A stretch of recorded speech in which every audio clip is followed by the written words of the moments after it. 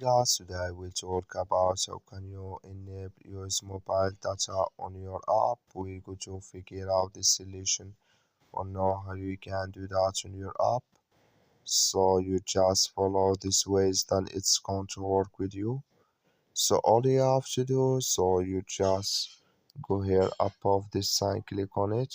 When you just click on it, then it's going to take you to this list. It's going to show for you like this. Then all you have to do now, so you just go down here, then you come here to use mobile data, just clicking this sign.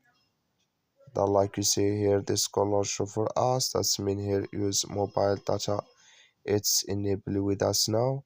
So that's all you have to do. I wish now you I get it. So just follow this ways, then it's going to work with you. Thank you for watching. Don't forget to support us by liking, subscribe.